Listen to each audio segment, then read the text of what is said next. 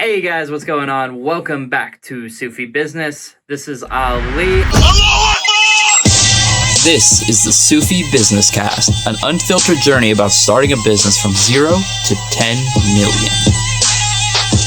And I gotta let you guys know a little story about the previous intro that you saw. I think you might have noticed I was cutting back and forth between clips a couple of different times, and we weren't doing it purposely. Because it's like, oh, he's so bad at being on film, even though that's kind of true. So what was actually happening was that there was cars that kept driving by and motorcycles for whatever reason in this southern park. Like, that they were just, really loud cars just coming by. So we had to keep cutting our footage and just restarting it again. So my pose was different every single time. It's probably not something you guys are going to notice, but as someone who's putting these videos out, and when you see them in the edit and you see yourself, you notice these things.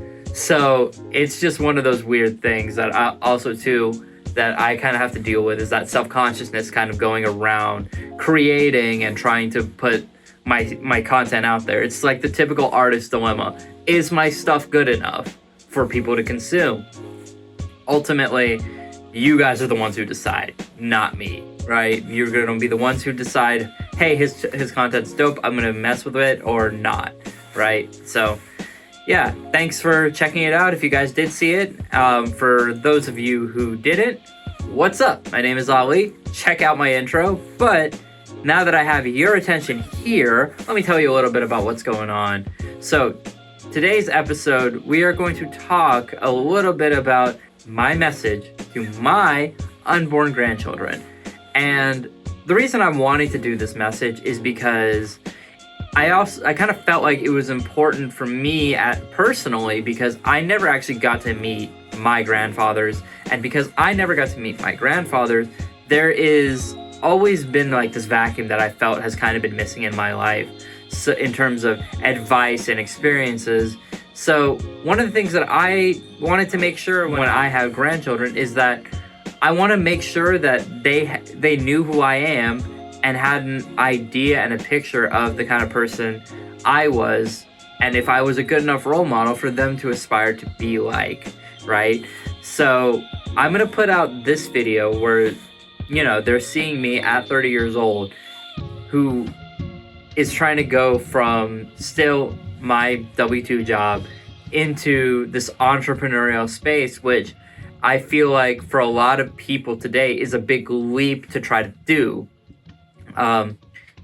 Even like when you talk about it in actuality versus just in terms of talking about it, because everybody wants to be an entrepreneur because it's the cool thing to do right now. But in reality, it may or may not be feasible for a lot of people, and they might make excuses, or they may go and sell one thing on Craigslist once a month and think they're an entrepreneur. But in reality, that's not what it's really about. It's the constant grind, the difficulty of getting into sales, because that's such a huge part of entrepreneurship, the aspects of creation that go along with it, and all of this. I kind of feel like that's what makes an entrepreneur in my understanding. And what I ultimately want to do is I want to create legacy and empire for my family. I don't know what kind of people that my grandchildren are necessarily going to be, because they may be inheriting an empire, or they may be inheriting nothing, depending on what my actions are today. So regardless of whatever that is, I want to leave a general message to them, a little bit about who I am, what I'm doing on this journey, and really where we're going. All right, the message to my grandchildren. Peace be upon you. Assalamu alaikum. You may or may not recognize me based on the face that's looking at you right now, but I'm your grandfather, or at least a ancestor of yours, depending on how many generations down you're seeing this. I probably look a significant amount younger than the guy that you're used to seeing or the other photos you see, but this is me at 30 years old. Wow, there's so much. It's so weird to be able to try to communicate to someone I haven't met yet. You know what I mean? Like, I don't know what it is that I can really share that's of value to you. You know, even though I'm 30 years old, and for many people that's halfway through, the entire lives of many people around the world at my time, it still feels like there is so much still that I have to learn, so much still that I have to try to experience and, execute on and live, And it's so funny because I've thought a lot about the type of message that I would be delivering to you. And the truth is, any message that I deliver to you is going to be based on what I assume to be important as a 30-year-old male in 2021 versus the time that you're living through. And I'm going to try to give what I believe to be the most important aspects of what I think you need to hold on to, that I don't feel like many in our society are necessarily going to know, and also us as a family need to be able to maintain and to hold on to. And I kind of feel like the pieces of advice that I would want to give to you are going to be, it must be able to transcend time and space. Because in reality, we as human beings, and I don't know what the future holds. Maybe there are other life forms, but we as human beings, we are complex, but we have a tendency to repeat the mistakes of our past so frequently. So it kind of leads us back into the cyclical pattern of us needing to focus on aspects of morality, consciousness, and these various aspects of thought and virtue and, conscientiousness of your society and things like that. And also your understanding of yourself as an individual. I feel like there's so many works, particularly in the philosophical realm, that kind of delve into this. And, I wonder at some point if I should just give you guys a video where I just talk about some of my favorite philosophy books, or even kind of summaries of some of those philosophies that I do believe are applicable and usable for you. But maybe that's for another time. Maybe that's for another video. Maybe you might not find any value in it at all. But this is what I truly believe to be some of the most important aspects of being a human being and being a believer. Because whether you are or not, and I hope you are sincerely, I am a firm believer in God. I am a firm believer in my faith tradition, which is Islam, particularly Shia Islam. And, one of the things that I think has been very important for me is that has been a central crux of my development and my understanding of the world and how I approach it. So let me think of first about what I would like to even say to you. Man, there's so much that I would like to say. Let's start with this. The first piece of advice I have for you is to know yourself and know who you are and know your value. Look, I don't know what kind of relationship you're going to be having with your community, your friends, your family, particularly as it's related to your parents, your siblings, or even children, depending on how old you are when you see it. But I think you know this, but maybe you're afraid to tell yourself that you are valuable. You matter. And I'm telling you this as someone who has come before you and is part of the family. And I'm telling you now that you matter. and that it's so important that because you matter, that you must find yourself. You must find out who you are, what your values are, and fight and seek out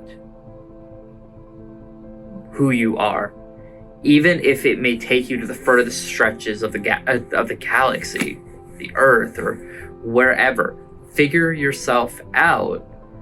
Figure out what your moral values are. Figure out what your ethical values are. Figure out what are the lines that you will not cross. Figure out in terms of relationship, what are your non-negotiables when it comes to relationships, whether that's in friendships, in relationships between who you're going to marry or not marry. It's so important that you figure these things out. The second message that I'm thinking is going to be pretty important for you is love your family and value them and cherish them, and always do your best to build them up. See, I come from a family that has a history of tearing into itself, almost to the point that they're so obsessed with status and how people look and how people present themselves that they often don't end up reflecting inward to understand who they really are. And I feel like that lack of reflection is the only person it hurts is them, because then they start projecting negative and bad things out into the world, particularly to their family members, who are the only ones who really know how they are. And ultimately, they end up shooting themselves in the foot. Look, our family has a history of this. Don't fall victim to it, okay? Like, it's hard. It's hard being able to try to figure who you are. It's really hard. It's hard trying to go through the process. It takes people years to know who they are. But I feel like if you are willing to put in the work to try to figure out yourself, whether that is getting someone or like a coach or a mentor who can help you delve into the different chambers of your mind, or even, a spiritual guide who can kind of help you through your spiritual transformation, to really help you understand your own soul, your own self, then I feel like if you're able to do these things, then you're going to manifest into the world what you need to in terms of your desire to search out who you are. And by searching out who you are, you will find him or her. You will find that person that you were always meant to be, and you'll be happy and content with whatever situation you have in life. Whether that's good or bad, you will find your way through it. And I feel like that's going to be incredibly important for you.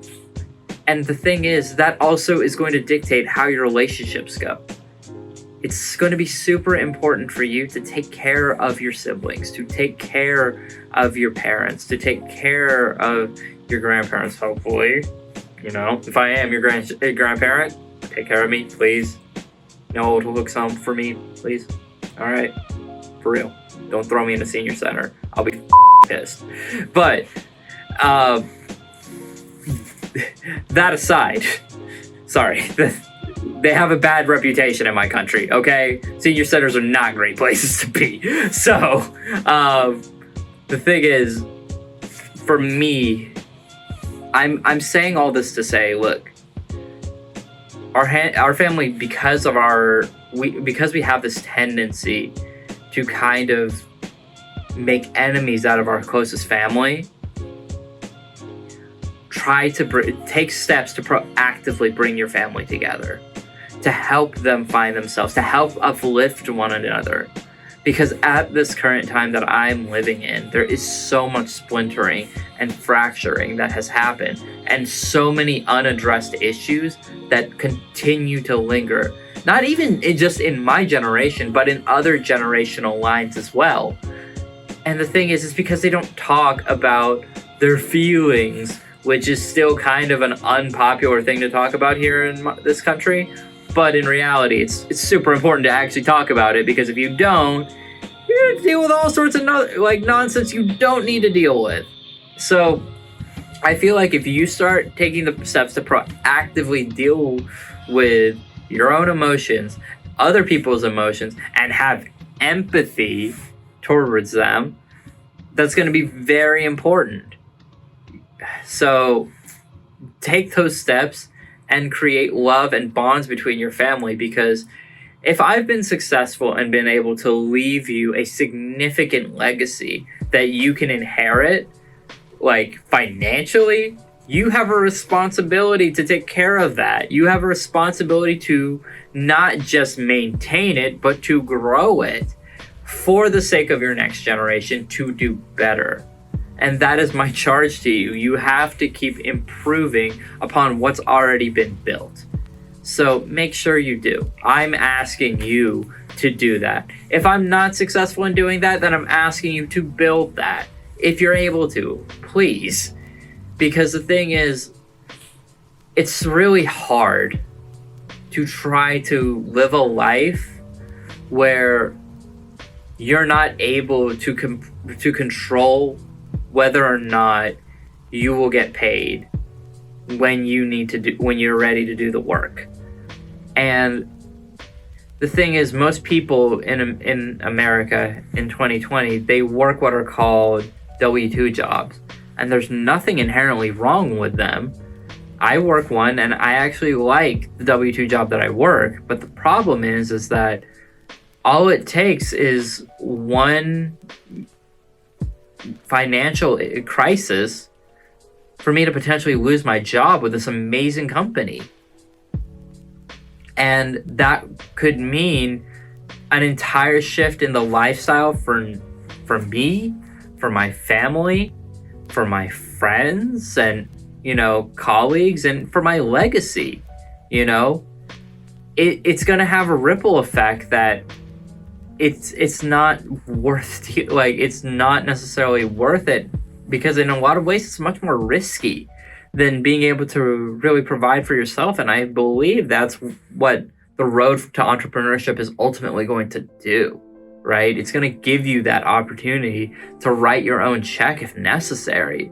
At least to have the skill set and to be able to go back to it and retreat to it, and already have the passive income be built and the structures in place to where money is going to come in regardless.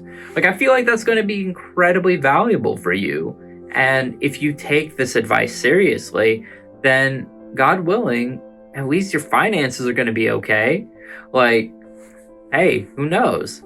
Maybe you'll grow up to where you never have to worry about finances. And if you've already grown up that way, ensure that the next generation does too, but then also take seriously that you must find yourself. That is my biggest charge to you. If finances are not an object, figure yourself out. I already made the point before, so it's important to go back to it. Because guess what? You can try to find yourself, but you may not ultimately do so, and people may spend their entire lives doing it. The next thing I want you to kind of be cognizant of is learn to control and manage your emotions. Why do I say that? In our religion, there is this belief that your soul is divided into 4 faculties. You have the faculty of reason, the faculty of anger, the faculty of desire, and the faculty of imagination. When any one of those those latter 3 faculties are governing over your reason, it tends to lead you to actions that harm your soul. or bring down the state of your soul, or bring down the state of society in the form of sins, or even spiritual diseases and things like that. And the whole idea is that if you're allowing your reason to govern these things, then you're going to be good. You're going to be okay. And I don't mean just the conscious part of your reasoning, but also the subconscious part of your reasoning. Like, reasoning faculty, I should say. The subconscious part of your reasoning faculty. Because then you're going to be able to move in harmony with yourself. And when you're able to do that, you're able to see and understand how to process and deal with difficult situations. It's normal for people to get angry about things. It's normal for people to, come up with with crazy stories and narratives.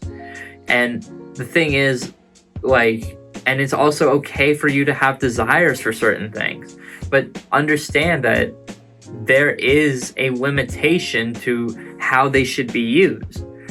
Your anger is good when it's fighting against corruption and fighting for the sake of truth, but it's problematic when it's for the sake of your own ego, right? It's the same thing when it comes to your imagination. Your imagination can create all sorts of crazy, beautiful narratives, create stories, right? And those stories could become wonderful teaching tools or books that can sell for you and can help change people's lives. Or you could create stories that can harm people in the form of gossip, right? You also even have your desire. You can desire certain things. If I desire to, I'm desiring to build wealth for you guys. So hopefully that desire is a good desire. There are desires that are bad. For example, if I desire chocolate all the time, if I desired sex all the time, whatever. But no, if I desired certain things that aren't good for me all the time, I literally wouldn't be able to function. So the thing is, when it comes to where your reasoning comes in for it, it's a limiter for these things. It shows you where the limits need to be, and as long as you listen to it, it's going to be there for you and help guide you towards a better path. The next lesson that I would say is the next lesson I have for you is actually a saying from Imam al-Kadhim, where he says, everything your eye sees contains a lesson. What that means, in essence to me, and personalize that for yourself, what that means. Because for me, everything that my eye sees contains a lesson means to me that in every situation that I come across, anything insignificant or anything significant, regardless of how significant or insignificant it is, has a valuable lesson to teach me in that very moment and maybe later. So now, because these signs act as lessons for me, they're essentially goalposts and guidelines and guiding posts, I should say, for the divine to give you a message that can be beneficial to you, right? At least that's the way I understand it. So, for example, actually, I'm going to leave it at that. There's so many examples that I could give, but I feel like you kind of will figure out what that means, and it'll manifest in some point in your life if you haven't seen it already. But just think on it. It'll make sense when you start to really think about it. The next point that I would say is,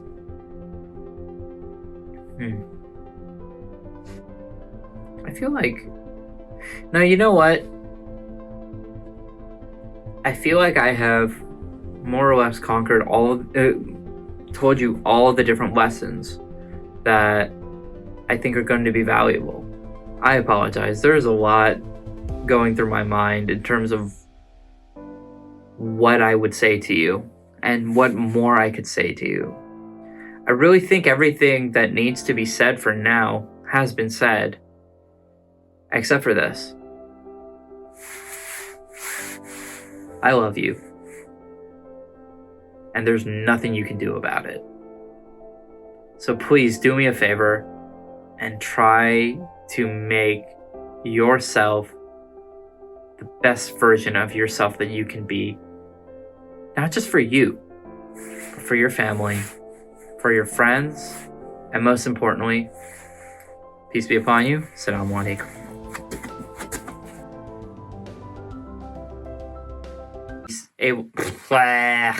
And if I'm